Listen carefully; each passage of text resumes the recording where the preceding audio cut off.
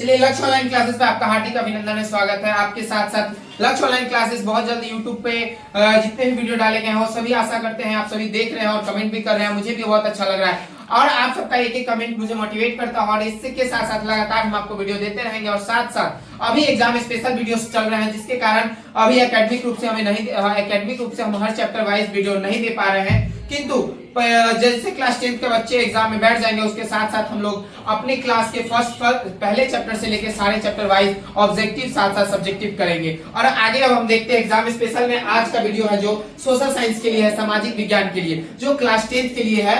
जो क्लास 10 में बच्चे पढ़े हैं और आज तक नहीं पढ़े हैं, ज्यादा नहीं पढ़ पाए हैं, उनको सब्जेक्टिव लिखने में परेशानी होगी। अगर वो आज वीडियो ये देखते हैं तो उसे सब्जेक्टिव से डर खत्म हो जाएगा। चलिए पहला प्रश्न है, समवर्ती सूची क्या है? समवर्ती सूची वास्तव में हमारे राज्य सरकार और केंद्र सरकार की दोनों की शक्तियों को विभाजन करने के लिए बना गई है। जैसे बात की जाए राज्य सरकार को अगर कोई काम करना हो तो उसको कितना काम किया जा सकता है, उसको कितना काम करना है, इसकी एक विभाजन कर दिया गया, यानी कि बांट दिया गया। केंद्र सरकार क्या कर सकती है इसे भी बांट दिया गया। अब बात करते हैं हम लोग भारत में केंद्र सरकार और राज्य सरकार के बीचों की शक्तियों को विभाजन कर दिया गया और उसे 3 भागों में बांटा गया। पहला संघ सूची, दूसरा राज्य सूची, तीसरा समवर्ती सूची। हमारा जो प्रश्न कहता है समवर्ती सूची क्या होता है, तो समवर्ती सूची होता है संघ सूची और राज्य सूची दोनों को जोड़ दिया जाए तो हमारा समवर्ती सूची बनता है। संघ सूची और समवर्ती सूची जो है, समवर्ती सूची भी जो बनाई गई है उसमें राज्य सरकार और केंद्र सरकार दोनों अपने कानून को बना सकती है, यानी कि चाहे तो केंद्र सरकार भी किसी राज्य में कोई काम करवा सकती है और राज्य सरकार भी उस पे काम करवा सकती है। किंतु बात यहाँ आती है जब कोई काम की जाए और उस काम में राज्य सरकार काम अपने मनमाने ढंग से कर रही है, उस समय केंद्र सरकार उस पर रोक लगा सकती है। केंद्र सरकार अगर कोई काम कर रही है तो उस स्थिति में राज्य सरकार भी उस पर रोक लगा सकती है। बात जब स्थिति की हो कि पावर अगर एक काम करना है और दोनों सरकार आपस में लड़ रही है, दोनों यानी कि दोनों संघ, जैसे के संघ सूची और राज्य सूची दोनों आपस में कह रहे कि मैं ये काम करूंगा, मैं ये काम करूंगा, तो जब शक्तियों की बात की जाएगी कि किसमें किस सरकार की बात चलेगी, तो इसमें जब बात शक्तियों की होगी तो उस समय केंद्र सरकार की पहली प्राथमिकता दी जाएगी, यानी कि राज्य सरकार की बात को नीचे दबा दिया जाएगा, केंद्र सरकार की बात को इस समवर्ती सूची के कारण उसकी बात को बढ़ावा दिया जाएगा। समवर्ती सूची, देखिए मैंने कहा समवर्ती सूची के अंतर्गत दिए गए विषयों पर केंद्र और राज्य दोनों सरकार कानून बना सकती है, किंतु जब टकराव की स्थिति हो, जब विपक्ष की स्थिति हो, राज्य सरकार कहेगा कि मैं यहाँ इंडिया गेट बनाऊंगा, किंतु अगर केंद्र सरकार कह दिया कि यहाँ इंडिया गेट नहीं बनेगा तो इस स्थिति में पावर किसके पास चला जाएगा? केंद्र सरकार के पास चली जाएगी। और समवर्ती सूची आशा करते हैं बच्चे आप सभी को समझ आ गया होगा। अगर आप लोगों को अच्छा लगा तो वीडियो लाइक करें, शेयर करें, कमेंट करें। फिर अगला प्रश्न देखते हैं हम लोग। दूसरा क्वेश्चन, विश्व बाजार होता क्या है? बाजार एक्चुअली होता क्या है? बाजार आपके गांव गली मोहल्ले सभी में हम लोग बाजार को देखते हैं। बाजार वह चीज है जिसमें हम लोग जाके अपनी दैनिक जीवन की स्थिति में जो भी यूज होते हैं, सामान इस्तेमाल करते हैं, वो सारी चीज हम लोग वहां जाके खरीदते हैं। बाजार वास्तविकता, बाजार को हम लोग अपने दैनिक जीवन में हर समय हर वक्त देखते हैं। हम लोग कपड़ा खरीदने जाते हैं तभी बाजार में जाते हैं, मार्केट में जाते हैं हम लोग, खाने से लेकर डेली वाइज में जो भी चीज हम लोग यूज करते हैं वो चीज खरीदने कहीं ना कहीं हमारे फैमिली के गार्जियन से जो भी बच्चे जाए वो बाजार में ही जाते हैं। बात विश्व बाजार की होती है, तो विश्व बाजार यानी कि पूरी दुनिया की बात है। दुनिया की बाजार किसे कहे जा सकते हैं? भारत में विश्व बाजार किसे कहा जा सकता है, कहाँ कहा जा सकता है, आगे हम लोग समझेंगे।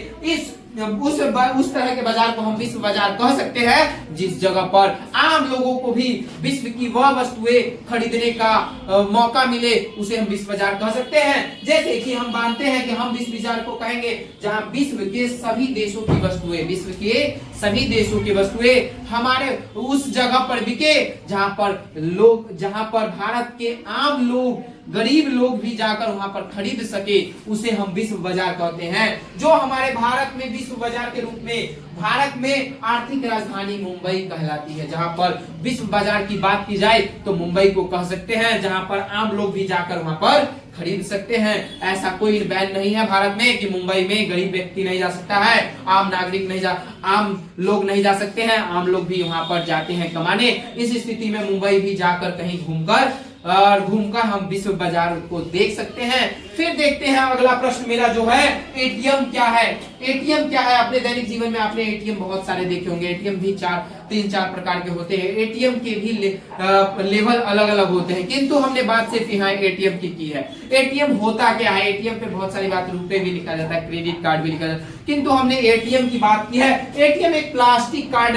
प्लास्टिक मुद्रा का एक रूप है। एटीएम एक प्लास्टिक कार्ड के रूप में आता है। दूसरी बात की जाए तो एटीएम एक ऑटोमेटिक टेलर मशीन है। एटीएम का फुल फॉर्म बात की जाए तो ऑटोमेटिक टेलर मशीन है, जो एक ऑटोमेटिक टेलर मशीन के साथ साथ एक प्लास्टिक कार्ड है जिसका काम क्या होता है? पैसा डालना और निकालना। ये एक ऐसा डिजिटल मोड पे काम कर रहा है जो किसी भी दिन किसी भी समय बैंक का जो सेवा होती है वो कहीं ना कहीं संडे को बंद होता है, या किसी भी सरकारी छुट्टी के दिन बैंक को बंद किया जा सकता है, किंतु एटीएम को बंद नहीं किया जा सकता है। किसी भी दिन एटीएम को बंद नहीं किया जा सकता है। ये 24/7 आपके सहायता के लिए केंद्र, आपके सहायता के लिए जगह जगह पे एटीएम को लगाया जाता है। एटीएम की बात की जाए तो एटीएम 24 घंटे पैसा निकालने और जमा करने का काम करती है। साथ साथ इस एटीएम में, एटीएम एक ऐसा चीज है, एटीएम एक ऐसा चीज है जो कोई व्यक्ति अपने एटीएम के सिवा दूसरे के एटीएम से पैसा नहीं निकाल सकता है, क्योंकि इस एटीएम में एक गुप्त कोड दिया जाता है, जिस गुप्त कोड को कोई किसी को बताता नहीं है। उस गुप्त कोड के माध्यम से कोई भी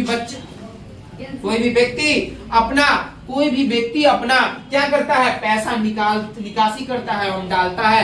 4 डिजिट का गुप्त कोड होता है जिसके माध्यम से लोग अपना पैसा निकालते हैं और डालते हैं, और बैंक में लाइन लगने की समस्या को दूर करते हुए और दूसरे जगह जाकर अपना पैसा एटीएम से निकाल लेते हैं। इसी के साथ अब हम आगे प्रश्न, चलिए चौथा प्रश्न है, खूनी रविवार क्या है? ये खूनी रविवार से पता चल रहा है कि किसी का खून हो गया होगा। चलिए अगला प्रश्न समझेंगे कि खूनी रविवार क्या है। 1905 ईस्वी में जापान के युद्ध में रूस एशिया के एक छोटे से देश जापान से पराजय के कारण रूस की क्रांति हो गई। क्या हो गई? देखिए बात, मार्कर कहाँ है मेरा? मार्कर दिख नहीं रहा। चलिए बात कोई दिक्कत नहीं है, मार्कर मिल गया हमको। 1905 में जो रूस और जापान के बीच क्या हुआ था? युद्ध हुआ था। युद्ध रूस एशिया के एक छोटे से देश जापान से एक से, हेलो देखिए, चलिए अब बात करते हैं। कॉल आ गया था, इसके लिए माफी चाहते हैं। अब इस वीडियो को स्किप कर लीजिएगा। रूस एशिया के एक छोटे से देश जापान से पराजय के कारण रूस की क्रांति हो गई। जब जापान और रूस में युद्ध हो रहा था, उस जगह पर रूस और एशिया के एक छोटे से देश जापान से रूस की पराजय हो गई, जिसके कारण रूस की क्रांति हो गई। और 9 फरवरी 1905 को जार की सेना ने निहत्थे लोगों पर अंधाधुन गोलियां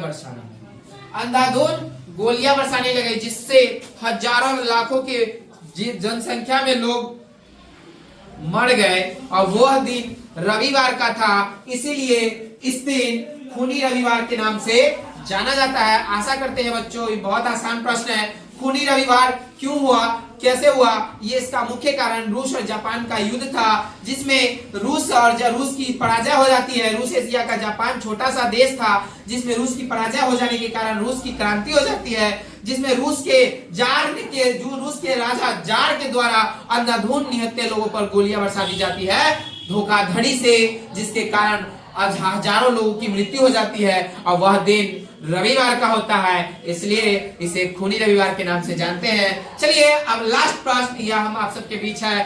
टॉप 5 प्रश्न मैं हर वीडियो में लाया हूँ। हिंदी भी दिया, संस्कृत भी दिया, मैथ भी दिया और साइंस भी दे दी। साइंस नहीं दिया, सोशल साइंस दे दिया। सोशल साइंस देने के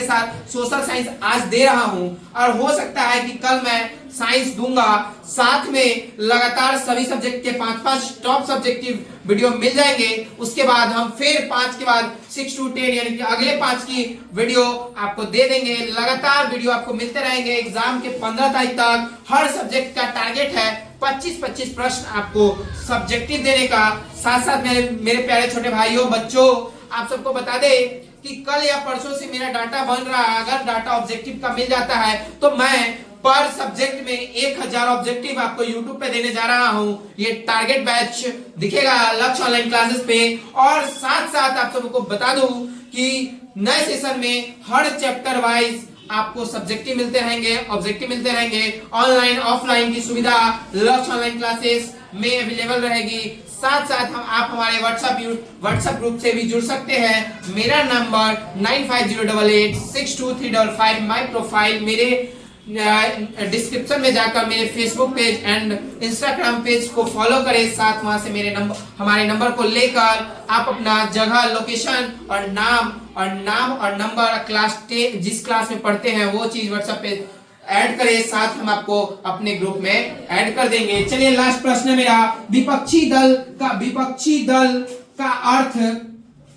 प्रश्न में मेरा, विपक्षी दल के कार्यों का वर्णन करें। विपक्षी दल के कार्यों का वर्णन करें। विपक्ष होता क्या है बच्चों, आपकी बातों में बताया जाए तो विपक्ष उसे कहते हैं जो आपके गांव समाज में लड़का हो या कोई भी दोस्त हो आपका और वो आपस में लड़ लो किसी न किसी कारणवश, वही विपक्ष होता है। जो आपका दुश्मन है वही आपका सबसे बड़ा विपक्ष होता है। अब बच्चों हम प्रश्न को देखेंगे, विपक्षी दल का कार्य क्या होता है। दल, अगर दल की बात की जाए तो राजनीतिक दल होते हैं, कांग्रेस, भाजपा, बीजेपी का विपक्षी दल कौन है, कांग्रेस है। अगर केंद्र सरकार की बात की जाए तो विपक्षी दल का मुख्य रोल निभाता है कोई भारत में तो बीजेपी का कांग्रेस निभाता है, क्योंकि कांग्रेस जो है वो विपक्ष दल का नेता राहुल गांधी हैं, जो सरकार की कामें होती है उस पर आवाज उठाती है। जो सरकार की काम अगर गलत हो रही है तो विपक्ष दल का काम होता है कि उसे सही करने पर आवाज उठाना, साथ साथ जनता की बातों को सबके नजर में रखना, जनता की समस्याओं को सरकार की नजर में आकृष्ट करना। अब बच्चों देखते हैं, जब बात कहा जाए विरोध करने वाले दल को विपक्ष दल कहते हैं, ये चीज मैंने आपको बता ही दिया। साथ साथ विपक्ष दल का मुख्य कारण सरकार के अनैतिक कार्य को रोकने के संबंध में विपक्षी दल का काम होता है।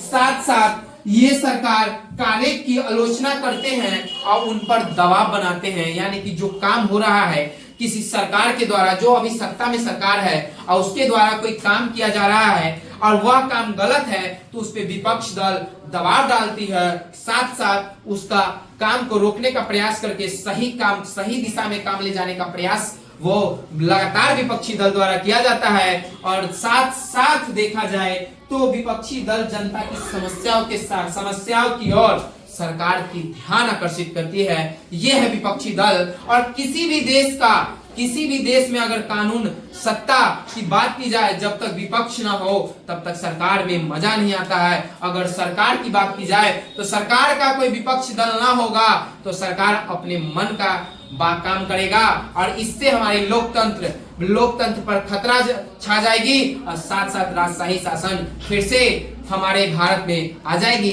बच्चों, अगर आप सभी को ये वीडियो अच्छा लगा हो तो प्लीज सब्सक्राइब करें, शेयर करें, कमेंट करें। चलिए फिर नेक्स्ट वीडियो में आपसे मिलते हैं। लक्ष्य ऑनलाइन क्लास को जल्द से जल्द ज्यादा से ज्यादा शेयर करें, सब्सक्राइब करें। आज का वीडियो देखने के बाद 50 टारगेट है ओनली फॉर 50 सब्सक्रिप्शन का, वो जल्द से जल्द आप लोग पूरा करें। धन्यवाद।